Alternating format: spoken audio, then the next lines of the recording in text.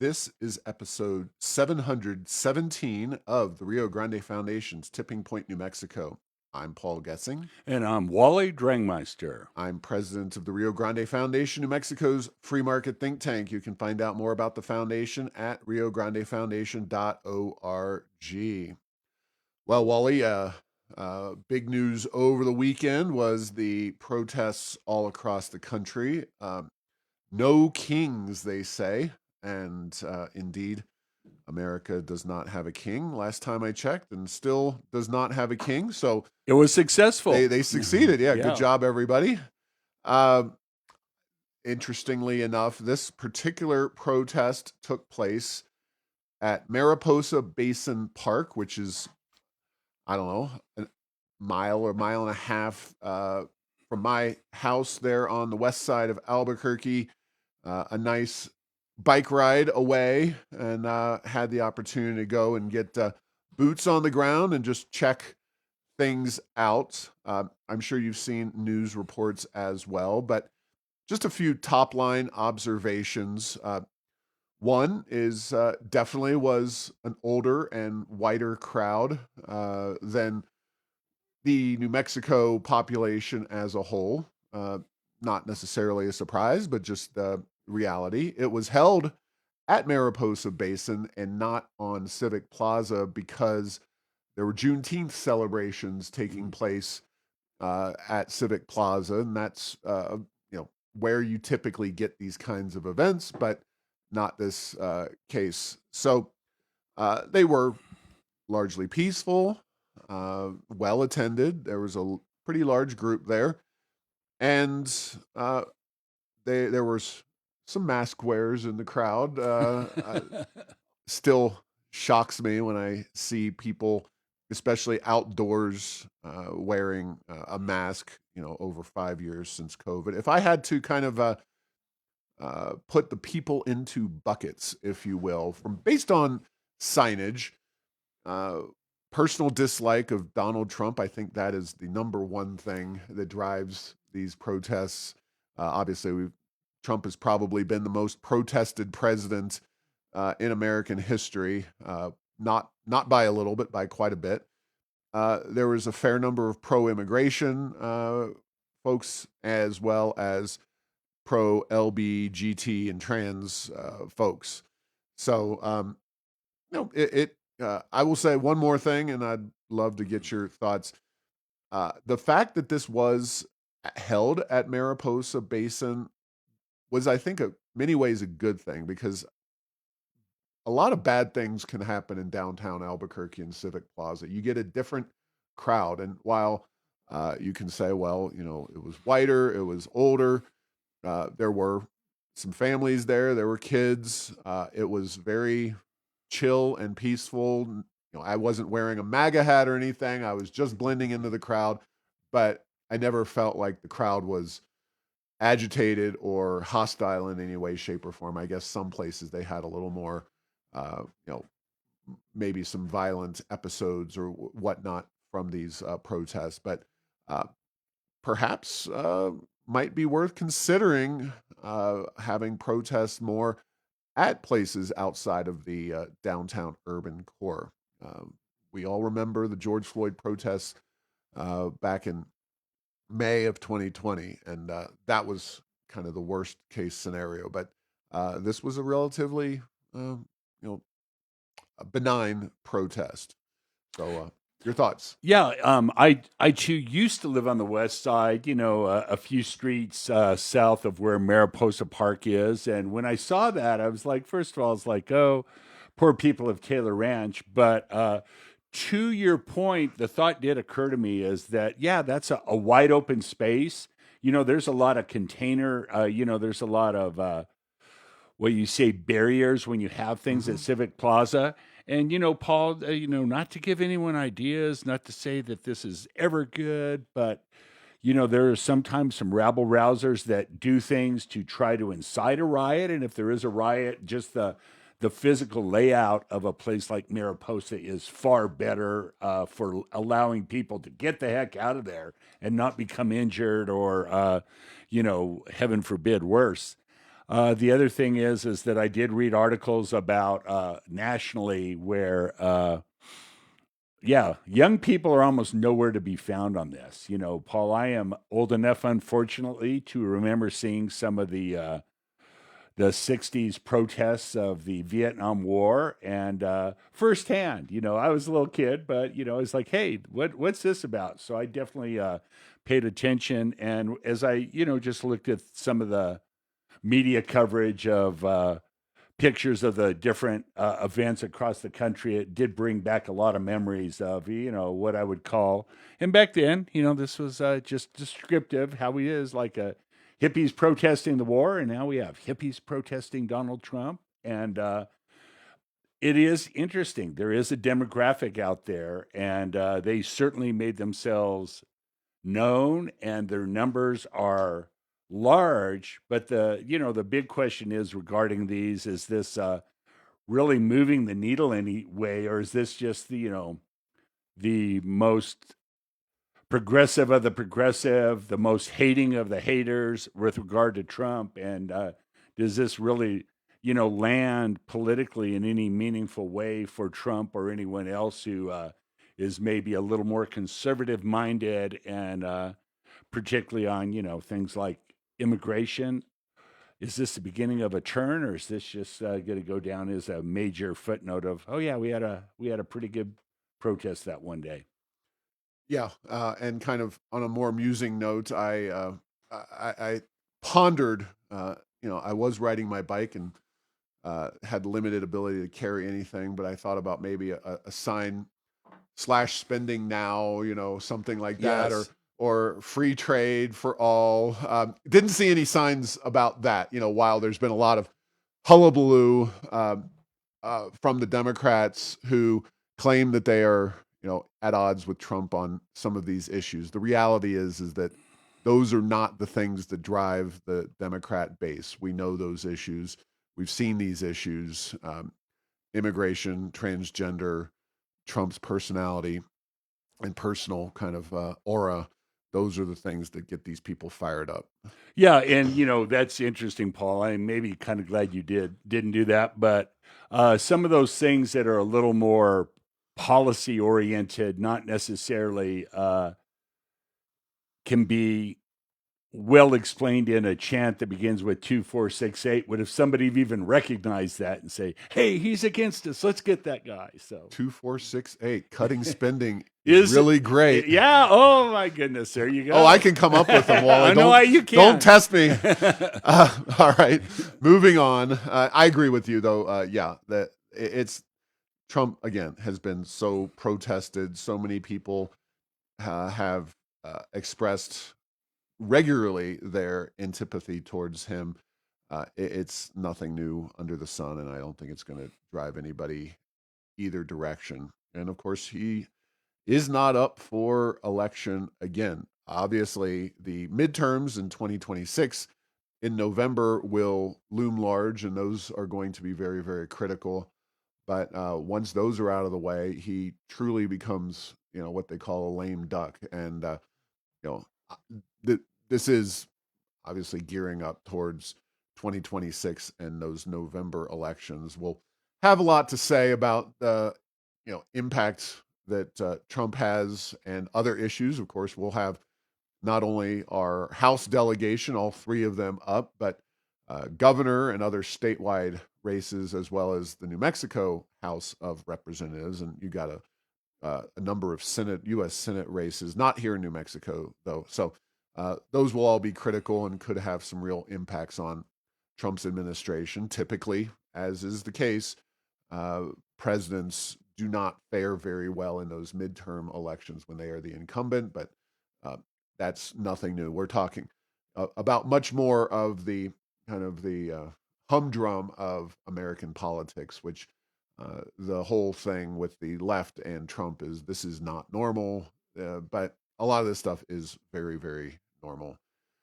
Something that isn't normal that I do want to talk about, Wally, is, well, I wish it was less normal, but it's pretty normal actually. The Route 66 Visitors Center, which has recently, I guess we could call it, finished construction uh, at a cost of $13 million out on the West Mesa of Albuquerque. This plan has been in the works for this building has been in the works for several years and now has been completed, but it remains closed and not open to the public. Uh, it is in many ways a case study, and unfortunately, we have a plethora of case studies of wasteful government spending in New Mexico, but this one has all of the all of the boxes checked. One is states got way too much money. They don't know what to do with it. They're unwilling to return it to we the people. You have a broken capital outlay system. I guess if we were making a movie about this, we could starring oil and gas money with co-star the broken capital outlay system. Other stars include local politicians, both at the city and the county. And the kicker is that you have this $13 million facility that remains shuttered. So first and foremost, kudos to one Larry Barker, the guy. People often ask me, how do you continue to do what you do over the years and not lose hope? Well, who said anything about hope? I do what I do because it is the right thing to do. And Larry Barker's in many ways in the same boat. He does his stories and gets a lot of public outrage and people up in arms, but they go right ahead and elect the same darn politicians that they have before. And but this is truly a case study in how not to operate government at all levels. Yeah, Paul, if this project were to receive a movie title, I would call it a Field of Dreams. Build it and they will come. And unfortunately, unlike the movie where they did build it and they will come, it is not. You know what? You got to get the money together, and I'm not saying it's easy to build a building, but hey, guess what? Most of that, once you get the money together from the state level, most of that's done by the private sector. You give it to a contractor who makes it happen. But then, once you have a facility, once you have a building, then where is the program that comes out of that? That's the hard part because that requires ongoing funding. It requires people to do it. It requires, adjusting to everything that's going on. And, again, the broken capital outlay system is it's too easy. We have too much money to build buildings and not enough money to do programs out of those. And guess what? If there aren't enough programs to be done, heaven forbid, let's give that money back to the taxpayers. And so, not something that we do very well. The other thing is that along this line is there's a lot of police substations, but in the modern era, those aren't used much anymore either. So there's a lot of empty real estate from not only the state of New Mexico but the feds as well increasingly, and we don't seem to be able to do anything about that. And let's just build more things to sit empty. In this one, it's pretty disgraceful because believe me, Paul, they had time to figure out what to put in the building. It wasn't like this project came about overnight. Yeah, this is one that a lot of folks like myself and others saw as quite a bit of a boondoggle before it got too far down the tracks. And one of the things about these physical capital projects, and I'll include the rail runner and the spaceport, but by no means only those two. Once you've spent the money to build them, they're there, and it's really ART is another perfect example. It's very hard to go and say, "Oh, we made a mistake. We wasted a lot of money here. Let's do something different. Let's change directions." We've talked about the rail runner and how its ridership has plummeted over the years, and now it is actually emitting more CO2 per passenger, according to the Legislative Finance Committee, than it would emit if you drove your own vehicle. Spaceport, of course, Spaceport has never really taken off, so to speak. We had a few launches from Virgin Galactic, and then they realized that, holy cow, we've got the technology to get people up, but they are losing money on every passenger they send to near space. The ART, also, we said at the time and throughout that process, this is a bad deal, and a lot of businesses were lost along Central. Crime skyrocketed, homelessness, etc. Very, very unfortunate. And the state of New Mexico remains absent a process. I do blame local officials for their role in the creation of this, but ultimately, I don't think this project ever happens without the capital outlay process the way it functions. It simply allows this kind of behavior to happen. And not just allows, it encourages it because, of course, the mentality of government officials is if we don't take this money and use it for Project X, somebody else will get this money and they will use it for Project Y.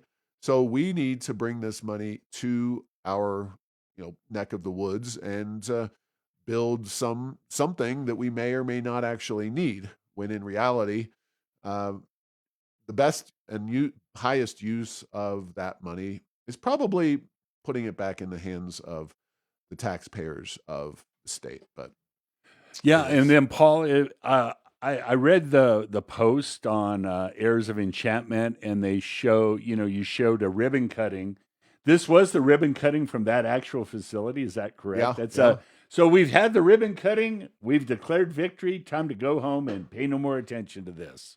yeah. It'll just sit there, and that's that. Uh, so the Rio Grande Foundation has distributed to all the campaigns a candidate survey that this is unfortunately we didn't do this all across the state, but as you can imagine, that's pretty hard to do. We distributed a candidate survey of 10 questions to all City of Albuquerque folks running for mayor and council. So far, we have received two of those surveys back, one by uh, the person who I consider to be the guiding light of conservatives on city council here in Albuquerque, Dan Lewis. His survey is posted at both riograndefoundation.org and heirsofenchantment.com. And Mei Ling Armijo, she is the one of the, I think, top line mayoral candidates running to replace Tim Keller. And uh, full disclosure, we have Mei Ling Armijo on the interview podcast. So that will be released later on this week. We talk to her in a more extended format. But I encourage folks to go to riograndefoundation.org, heirsofenchantment.com, and check back regularly where we are posting the candidate surveys for these for these candidates. And so check those out. We asked 10 questions about various policy issues facing Albuquerque. I do believe, that economic issues should be more of a central theme. Obviously, crime and homelessness are really the you know uh, the things that are at the top of everybody's mind. But we wanted to make sure that stuff like project labor agreements and minimum wage and tax increases were also discussed because a lot of these policies have been very critical to the way Mayor Keller has managed, or in my opinion, mismanaged the city of Albuquerque. And it's something that we think needs to be more discussed within that race. Within the race, not just for mayor, but also city council. Yeah, Paul, and those issues, some of the additional types of questions you put on those surveys, they're very important with regard to, Albuquerque being a good place to do business and somewhere where somebody wants to live and work. Unfortunately, they have gotten drowned out by the primary fact that crime's high, homelessness is high, and kind of despair is high. and that's all that gets there. But yeah, there is another layer of things that are important, assuming, and this is not an assumed yes, given the policies of what's going on at the city of Albuquerque, assuming that we actually want a vibrant business environment where businesses start up, grow, come here, all the above. There are some policies that definitely need a taken look at. Yeah, and while addressing crime and homelessness will certainly make New Mexico a more attractive destination for jobs, business, and all kinds of economic activity, certainly taxes and other policies will also have their impacts. And ultimately, I believe that homelessness and crime are more of a spinal implant situation in terms of we need somebody who's just willing to take the slings and arrows of taking a more hardline position on those issues and dedicating resources to them. Uh, Solving them will go a long way, but certainly whether we increase the minimum wage, whether we ban plastic bags, these are a lot of other factors that impact the city of Albuquerque and need to be addressed by the candidate. So, Yeah, and no doubt about that, Paul. And just a final, yeah, real quick point is, hey, Albuquerque, we can walk and chew gum at the same time. Let's call walking crime and homelessness, and chewing gum is a lot of the other things. So it's like there can be more than one policy initiative that needs working on, and we can work on it in the city if there's the political will to do so. yeah. Next story. Speaking of walking and chewing gum, I'm not convinced that our governor can do that, even though she's short enough that she should be able to do that. Maybe you assume that taller people tend to be less coordinated, but this one just Paul was looking at me when he said that, so I'll accept that. no, no, no. No, it's okay. It's not. It's probably true. So, of course, we've talked about how the Trump administration and Congress recently repealed California's waiver from clean air standards, which had allowed them since the 60s to set their own clean air rules. And of course, over the years, decades, California had gotten stricter and stricter to the point that they were going to eliminate the internal combustion engine entirely by 2035. They're mandating electric vehicles to the tune of 43% of the vehicles sold in the state. New Mexico had been following along with this and was, one of, I think, 10 or 11 blue states to have done this. But with the elimination of that waiver passed by Congress on a bipartisan vote and signing by Trump, the that waiver had come to an end or was going to come to an end. And now we have a situation where the state of California has sued to overturn that decision of Congress. And what we're dealing with here is a state that wishes to have what amounted to a very, very extensive exemption. It's one thing to say we're going to do what we were doing back in the 60s, which is catalytic converters and those kinds of things. It's another thing, and the problem of smog being very, very real, whereas smog has largely been eliminated from Los Angeles. California is one of the biggest purchasing states of electric vehicles, albeit only at 23 or so percent, with a mandate much, much higher.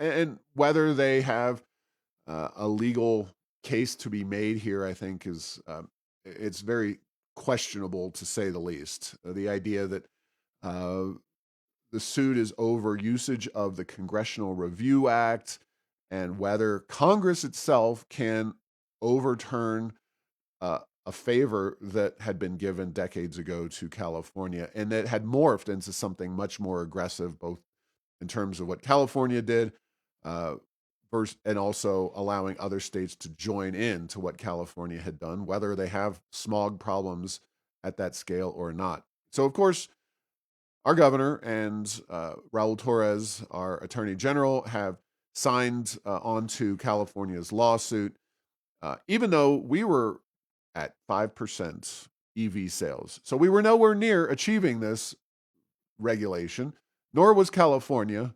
But here we are suing for the right to try to destroy car dealers and large swaths of our economy. It's mind blowing.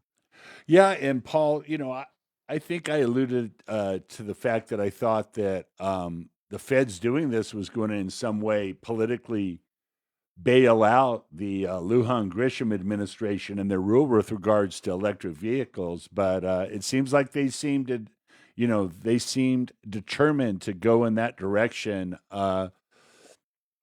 All economic and technological indications to the contrary. And the biggest one in that regard is, and I can hear somebody saying, "Oh, your EVs are the future. Someday they'll be all of our vehicles." Maybe that's the case, but you know what? There's not charging stations out there in rural New Mexico right now, and the feds and the state certainly don't seem equipped to be able to put those in. And when they do, guess what? A lot of times, Paul, because of the electric infrastructure that's needed, they end up running on diesel generators anyway. So it's just it's this weird wishing things where it's a wish regulation at this point, and New Mexico seems bound and determined to at least take another shot and move in that direction. Yeah, and I mean, we'll see what the judges have to say about this. I am not well versed, shall we say, in the Congressional Review Act and its usage or the ability to pass something through, but I will only note that both houses saw bipartisan legislative people in both parties vote to overturn this particular mandate. Now, it wasn't enough to get over a filibuster, but a filibuster is a procedural thing only in the U.S. Senate. It's it just strikes me as a bridge too far for a judge, let alone the U.S. Supreme Court. And of course, if this process comes to its logical conclusion, we'll see, a judge and then appeals and then the U.S. Supreme Court. Now, my expectation is that it will not get that far. I think the Supreme Court will say, no, we're not going to hear this. This clearly would be an intervention of a third body in something that Congress has the ability to create or not create their internal rules and regulations. And with 35 Democrats having joined all Republicans in the House, including Gabe Vasquez, it strikes me as there's no way this is going to be overturned. But we'll see. It'll take some time. And of course, in the meantime, New Mexico, California, and others will throw more subsidies. I expect that we'll see in the 30-day session some scheme to further subsidize electric vehicles and EV charging stations in New Mexico. That would at least be within the scope of things that the state can do itself. But yeah, the Congressional Review Act and the ability to overturn its own exemptions that have been passed in past decades seems like a very tenuous proposition, to say the least. But we'll move on from there. Just sad that state of New Mexico is wasting resources on that kind of litigation. Related to another environmental issue is the heat rule, which we've talked quite a bit about. While it was a big week for boots on the ground kind of activity here at the Rio Grande Foundation, yesterday, June 16th, was the first day of 100 degrees here in the city, according to our friends in the meteorology business. So perfect time for the advocates at Healthy Climate New Mexico to have a Beat the Heat Fiesta from 2 to 5 p.m. At Wells Park in Albuquerque. Uh, the heat of the day, hanging out on a 100-degree day. Now, to their credit, they were in a grassy field with some trees, so it wasn't nearly as bad as it would have been on a blacktop park pavement. This was the first of several the advocacy group Healthy Climate New Mexico is having across the state. They'll be having another one in Albuquerque on June 21st at Batan Park. Unfortunately, so it's listed as June 16th. It just happened to be on my way into work for unhoused adults, health screenings, and cooling resources. So I did get some free swag out of the deal, but I don't know what we're doing at Batan Park, 11 a.m. to 2 on June 21st. Taco training. I don't know. Do you know what taco training could be? I do not know what taco training is. I have a feeling it's an acronym of some sort of protest or advocacy. I don't know. But if it's how to make good tacos, that could be a draw. I know. Local resource networking and snacks provided. So we'll see. They, of course, move on to different events in Espanola, Las Cruces, and Gallup over time. And this is all with the end of attempting to get a heat rule that would impose very strict rules on the way businesses deal with heat anytime it hits 80 degrees as an index across the state of New Mexico. So not a lot to say about that except for that comment period has been extended to July 17th. Your comments have made a difference. They had to open it up for a longer time period. I think there is widely recognized opposition from the business community and people who are concerned about the economic future of our state. I just wanted to see if these people had any support or if they were able to draw a crowd. I can easily say that there's nothing. There's nobody there. I think everybody was beating the heat in a much more practical way, which is by staying inside, staying cool that way. Yeah, Paul, in the heat rule, it's just, believe me, here's the thing. We know how to deal with the heat. Businesses know how to deal with the heat. Employees know how to deal with the heat. We don't need this huge bureaucratic system to make things super costly, making, with little or no benefit for anyone. It's just crazy. So, Paul, over the weekend, I was out in the forest, although it was in. You were beating the heat. I was not. It was above 80 degrees, and I was out there man. for almost 6 hours, never once having access to shade. So if that was a commercial endeavor and this new heat rule comes into play, I would have been breaking the law. So again, we live in the Southwest. Guess what, Paul? People in upstate Minnesota know how to deal with the cold better than people in New Mexico. Why? Because they have more of it, and yeah, it was 100. I have a feeling they just need to put, instead of beat the heat, they should have had beat the heat and I hate Donald Trump. They would have maybe drawn bigger crowds. They could have gotten a twofer there. You're right. Yeah, I mean, it's like if you win a crowd, I'm not sure beat the heat's ever going to be a big draw, unless their swag and their tacos are so good that it's just worthwhile to come out just for them. Yeah, not sure if I'm going to make the taco fiesta on Saturday. We'll see. I may only have one beat the heat fiesta in me to check out. Yeah, it's like Burning Man. You can only do so much alternative programming in 1 month. Yeah, I mean, heck, I've been to a No Kings and a beat the heat in the span of just 3 or so days. So maybe time to relax and enjoy the AC wherever I may be. So yeah, but do check out there's a few pictures and some evidence of my visit over to the Beat the Heat Fiesta and other information there. Wally, I know this is going to shock you and amaze you, but according to Zero Hedge, which does do some good reporting, they have rated New Mexico as and their NPR and PBS stations as among the most reliant on federal dollars, because it only fits that New Mexico is reliant on federal dollars. This is actually a chart from Statista, which does some really good statistical number crunching. But uh, the chart highlights where public media relies most on federal funding. Of course, that is a huge controversy right now, partially because of the efforts to look for cuts to the government.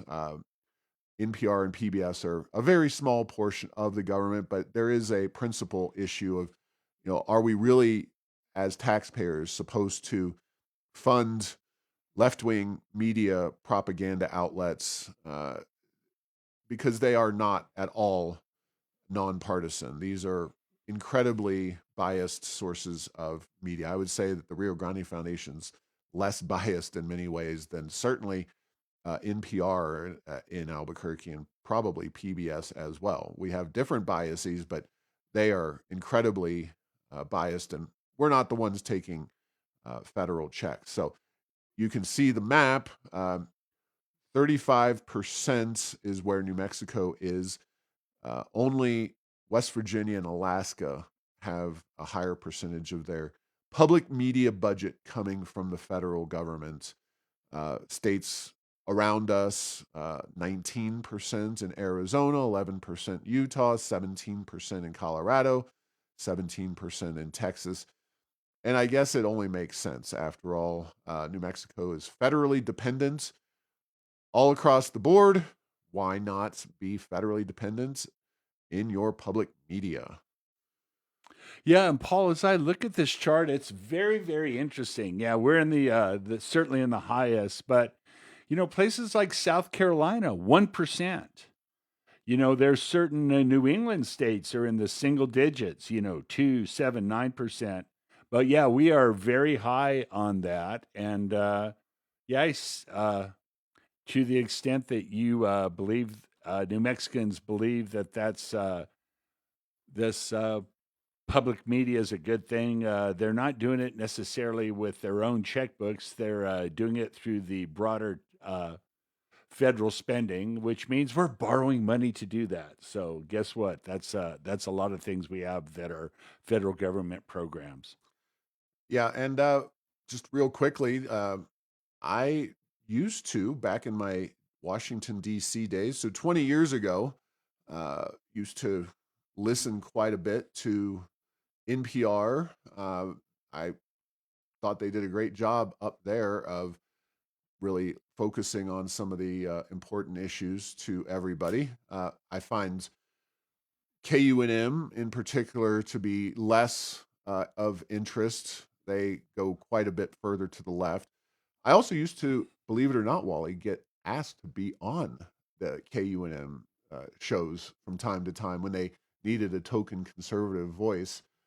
That has dried up, and I'm talking like a decade ago. And Paul, when I was with a certain trade association or around a decade ago, I too appeared on KUNM a few times, but I haven't heard. So I guess what are we?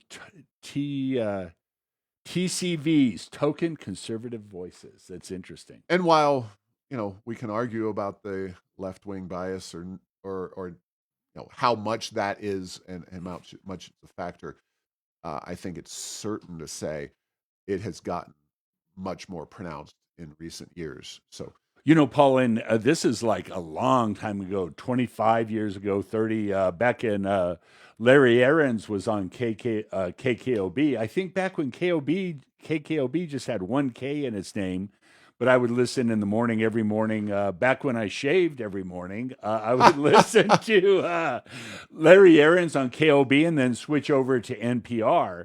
And even then, I think that NPR had a liberal bias, but I always felt like their reporting was so good that it was well worth my time to listen to it because the depth of the reporting that they would do, as opposed to, again, at the end of the day, You can only say if, and this isn't their only a bias, but you can only say Trump bad so many ways, and it becomes very uninteresting and very not useful very quickly.